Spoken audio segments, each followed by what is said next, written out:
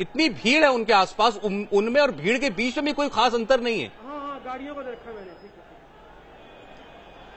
उन तक हमारी आवाज शायद नहीं पहुंच पा रही है। इस पूरे रास्ते पर अलग अलग जगहों पर हमारे संवाददाता खड़े हैं, हमारे कैमरे लगे हुए हैं। तो ये पूरा रूट जो है हम आपको इसकी तस्वीरें दिखाते रहेंगे। एसपीजी के जो गार्ड्स हैं उनकी गाड़ी के इर्द गिर्द चल रहे हैं, लेकिन आप देखें आसपास के घरों की दुकानों की छतों पर जो है लोग हैं, फूल बरसाए जा रहे हैं उन पर। उनकी गाड़ी जो है फूलों से पट चुकी है। बनारस में नरेंद्र मोदी पहुंचे, इस बार कुछ वक्त के बाद पहुंचे हैं। आरोप भी उन पर तमाम लगाते रहे उनके विरोधी की बनारस को अभी तक वो उस शक्ल में नहीं ला पाए जैसा उन्होंने वायदा जरूर किया था, लेकिन उनके समर्थक और चाहने वालों की यहां भी कमी नहीं है, इतना तो साफ नजर आ रहा है। थोड़ी देर में जब अखिलेश निकलेंगे अपना काफिला लेकर, तब देखते हैं कैसी तस्वीर जयशंकर जी दिखती है। नहीं, ठीक बात है, ये तो आपकी एकदम सही बात है। जब देखिए सच बात तो यही है कि जितने रोड शो हुए हैं किसी का भी फ्लॉप तो नहीं गया है, भीड़ तो गई है सब जगह। अच्छा, ये समय भी थोड़ा ऐसा ही है, किसान भी खाली बैठा है, कोई फसल कटी नहीं है, अभी खेतों में ही है, और छात्र युवा भी घूम रहे हैं लोग, तो भीड़ जुटाने में तो कोई बहुत संकट वाली बात नहीं है। और सबके लिए, चाहे मायावती का जो शो या सभाएं उनकी हो रही है उसमें भी बहुत लोग जमा हो रहे हैं। जो अखिलेश यादव और राहुल गांधी का जो रोड शो हमने देखा है इलाहाबाद में भी, इसी तरह से बिल्डिंगों पे 3-3 मंजिलों पे लोग बालकनी से खड़े होकर के लोग देख रहे थे और उसमें भी फूल बरसा रहे थे। तो अब उससे कोई बहुत वो नहीं होता, लेकिन कार्यकर्ताओं का मनोबल बढ़ता है और थोड़ा एक शक्ति प्रदर्शन मीडिया में दिखाने के लिए एक ये भी हो जाता है। तो इसमें कोई दो राय नहीं है। और जहां तक थ्रेट परसेप्शन की बात है ना, ये भी एक राजनीति का ही हिस्सा है। देखिए, राजनीति पे आप हैं तो हर समय आप पर थ्रेट परसेप्शन तो रहता ही, लेकिन वो थ्रेट परसेप्शन उसी समय ज्यादा निकल के आता है जब कोई चुनाव होता है। अब चुनाव है तो गुजरात में ISIS के लोग भी पकड़े जा रहे हैं और प्रधानमंत्री की जान पे खतरा हो रहा है। चुनाव से पहले न तो ISIS के लोग वहां पकड़े गए और न कोई खतरे की बात आई थी। ठीक है, लेकिन ये बात आप देखें कि इस वक्त प्रधानमंत्री जिस तरीके से शहर का दौरा कर रहे हैं, बहुत से लोगों का कहना है कि नरेंद्र मोदी ऐसा तुरुप का एक्का बीजेपी के पास है जिसे शायद जरूरत से ज्यादा इस्तेमाल करती है बीजेपी, और हर वक्त शायद ऐसा लगता है कि जहां कांटे की बात हो, जहां मामला थोड़ा फंसा हुआ लगा हो, तो नरेंद्र मोदी के नाम पे बात नहीं करें। वो खुद भी चाहते हैं, कि उनका ज्यादा से ज्यादा इस्तेमाल हो। नहीं, मेरे ख्याल में मैं बिल्कुल जयशंकर जी की बात से सहमत हूँ कि ऐसा नहीं है कि सिर्फ उनके समर्थक चाहते हैं कि तुरुप का पत्ता है। जो तुरुप का इक्का है वो चाहता है कि बार बार वो कई बार तो लगता है कि वो प्रधानमंत्री हैं या भाजपा के विपक्ष के नेता हैं। लेकिन इसमें फिर ये बात वो खुद भी बार बार कह चुके हैं कि देश में बार बार चुनाव होंगे। अब वो राजनीतिक व्यक्ति हैं, एक पार्टी के मुखिया भी हैं, तो फिर ये इस काम के लिए उनको जाना पड़ेगा। ये सवाल खैर उठा रहे हैं उनके विरोधी। नहीं, मगर प्रधानमंत्री होने से इसका अर्थ ये तो नहीं होता कि वो अपने दल के नेता नहीं है। नहीं, क्यों नहीं रहेंगे, इसीलिए वो अपने को उससे अलग नहीं कर पाते हैं। और अच्छी बात है, जो पार्टी उन्हीं के दम पे टिकी हुई है, जो राष्ट्रीय स्वयंसेवक संघ से लेकर के भाजपा मान रहा है कि भाई मोदी जी का कोई विकल्प नहीं है। मोदी जी खुद भी इसी में यकीन रखते हैं कि एको हम द्वितीयो नास्ति।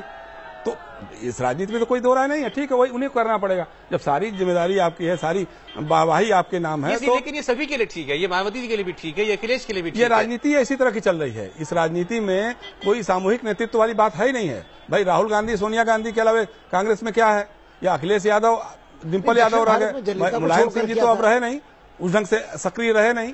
तो लेकिन अब वो आप देखें ना, जैसे हम याद कर रहे हैं बार बार कि आजमगढ़ में मुलायम सिंह यादव नहीं गए चुनाव प्रचार करने के लिए, लेकिन हम एक बार भी नहीं कह पा रहे हैं कि नहीं मुरली मनोहर जोशी को कानपुर नहीं जाने दिया गया।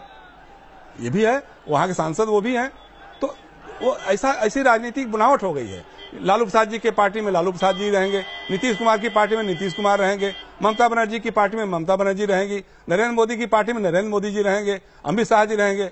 तो यह है राजनीति, आज की ऐसी राजनीति चल रही है कि एक व्यक्ति के इर्द गिर्द घूमती हुई राजनीति। लेकिन एक कोई राष्ट्रीय पार्टी एक व्यक्ति पर इतनी निर्भर हो कि आप केवल प्रधानमंत्री के करिश्मे पर सारे चुनाव लड़ना चाहते हैं, ये भी शायद किसी को नहीं, मुझे लगता है कितनी दूर तक ये राजनीति चल सकती है। मुझे लगता है बहुत नई बात नहीं है। जब से श्रीमती गांधी ने सत्ता ग्रहण की थी और कांग्रेस टूटी थी, तो सन 66-67 से आज तक आधा सदी बीत गई है। भारतीय राजनीति में प्रवृत्ति बदली नहीं है कि व्यक्ति पूजक प्रवृत्ति है, केंद्रीकृत सत्ता है, पार्टी संगठन का ध्वस्त किया जाना है, संस्थाओं का विनाश है।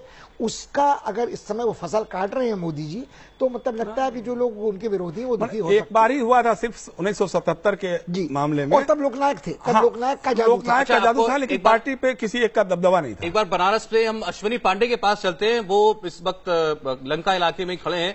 अश्वनी, जरा तस्वीरें दिखाइए, कहां तक पहुंचा है काफिला प्रधानमंत्री का? जी, मैं आपको सीधी तस्वीरें ही दिखाता हूं। ये काफिला आपको थोड़े दूर, जहां इस वक्त मैं खड़ा हूं वहां से महज 200 मीटर दूरी पर इस वक्त प्रधानमंत्री का काफिला है। और आप देख सकते हैं भारी भीड़ उनके साथ इस वक्त मौजूद है। ये तस्वीरें सीधी जो है प्रधानमंत्री के काफिले की हैं। प्रधानमंत्री जो है उनके ठीक आगे करीब हजारों की संख्या में बीजेपी कार्यकर्ता हैं जो इस काफिले के साथ आ रहे हैं। कुछ चंद मिनटों बाद जहां इस वक्त हम खड़े हैं, यहां से प्रधानमंत्री का काफिला सीधे निकलते हुए 80 रोड से होते हुए सीधा काशी विश्वनाथ मंदिर की तरफ बढ़ेगा। करीब 4 किलोमीटर की ये दूरी है। ये सीधी तस्वीरें जो है आप देख पा रहे हैं। बीजेपी कार्यकर्ताओं के साथ प्रधानमंत्री का काफिला है। थोड़ी देर में ये हमारे करीब पहुंचेगा। ये जो इलाका है जहां इस वक्त हम खड़े हैं, ये लंका इलाका कहा जाता है और ये वाराणसी कैंट जो है विधानसभा क्षेत्र में आता है, जहां से करीब 4 बार जो है बीजेपी के विधायक रह चुकी हैं। ज्योत्सना श्रीवास्तव रिप्रेजेंट करती हैं, लेकिन इस बार ज्योत्सना श्रीवास्तव को टिकट ना देकर उनके बेटे सौरभ श्रीवास्तव को टिकट दिया गया है। युवाओं को जो है मौका मिलने की बात लगातार कही जाती रही है और प्रधानमंत्री अपने भाषणों में हमेशा इस बात का जिक्र भी करते हैं कि देश में युवाओं की संख्या ज्यादा है, उन्हें मौका मिलना चाहिए। ये जो नीचे की तरफ मैं आपको तस्वीर दिखा रहा हूं, ये 80 रोड की तरफ जाने वाली तस्वीर है। यहां पर दोनों तरफ से जो समर्थक हैं प्रधानमंत्री मोदी के, वो यहां पर खड़े हैं और उनके हाथों में, अगर मैं थोड़ा जूम करके दिखाना चाहूंगा, उनके हाथों में गुलाब के फूल है जो प्रधानमंत्री नरेंद्र मोदी पर वो जो है उसकी फूलों की वर्षा करना चाहते हैं। पूरी तैयारी में खड़े हैं।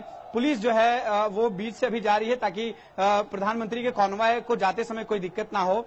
लेकिन बीजेपी समर्थक, मोदी समर्थक वो जो है पूरे जोश खरोश से यहाँ खड़े हैं। महिलाएं भी हैं जो काफी तादाद में इस वक्त नीचे की तरफ मैं आपको दिखा दूं, यहाँ पर जो है खड़ी हैं गुलाब की फूल को लेकर, ताकि वो प्रधानमंत्री नरेंद्र मोदी पर उसका छिड़काव कर सकें। अब मैं आपको जो काफिला है वो जिस इमारत पर हम हैं उसके नजदीक जो है आता दिख रहा है। मैं आपको इस तरफ तस्वीर दिखा दूं, जो है बड़ी संख्या में बाइक सवार हैं जो काफिले से काफी आगे हैं और प्रधानमंत्री हालांकि अभी थोड़े पीछे, लेकिन काफिला सीधे अब इस तरफ बढ़ते हुए, ये तस्वीरें आप देख सकते हैं। बड़ी संख्या में हैं लोग। आपको बता दें ये जो रास्ता है ये सीधा गोदौलिया की तरफ जाएगा। गोदौलिया एक चौराहा है जहां पे वाराणसी कैंट और वाराणसी साउथ ये दोनों विधानसभा क्षेत्र मिलते हैं।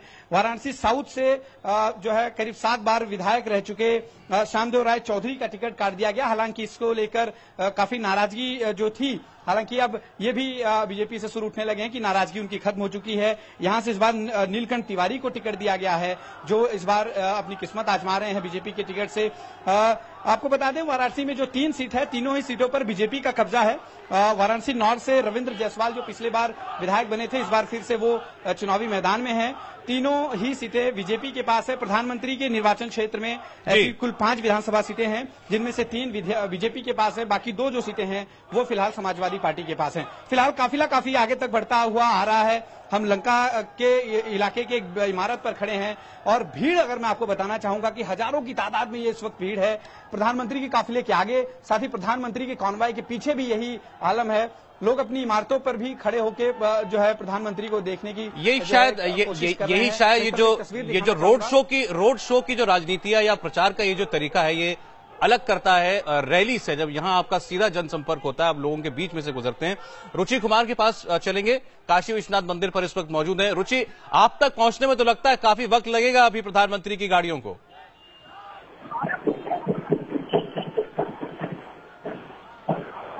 रुचि, क्या आप सुन पा रही हैं हमें?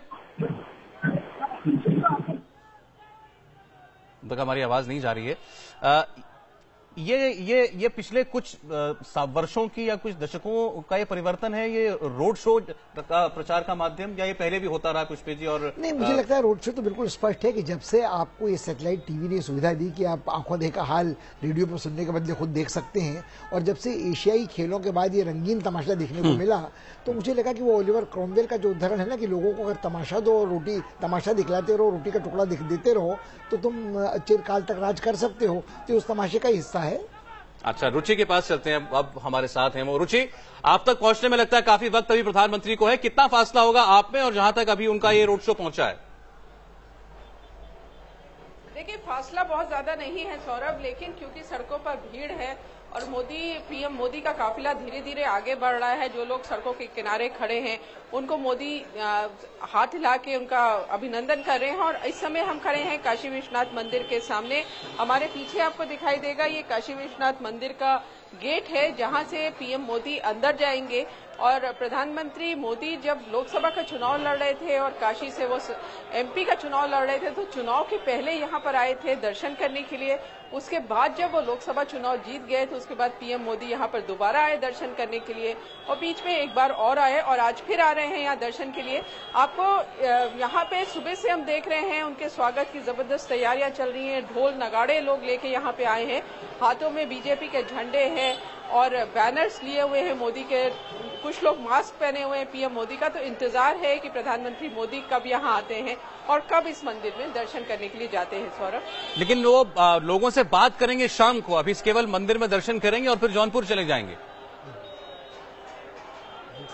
जी हाँ, बात करेंगे, लेकिन जो सड़क के सहारे उनका रोड शो हो रहा है उससे भी जनता को ऐसा लगता है कि जो उनका नेता है, जो उनका प्रधानमंत्री है, वो उनके बिल्कुल सामने खड़ा हुआ है। तो जनता एक तरह से रैली से ज्यादा उसको रोड शो में नेता के करीब अपने को पाती है। रैली में मोदी जी भाषण जरूर देते हैं, लेकिन फासला बहुत ज्यादा होता है जनता और प्रधानमंत्री मोदी का। लेकिन जब यहाँ रोड शो पे आएंगे तो हम जहाँ पे खड़े हैं उनकी गाड़ी यहाँ हमारे बिल्कुल बगल से निकलेगी, तो जितनी जनता यहाँ पर है उसको ऐसा लगता है कि नेता उसके बिल्कुल करीब आ गया।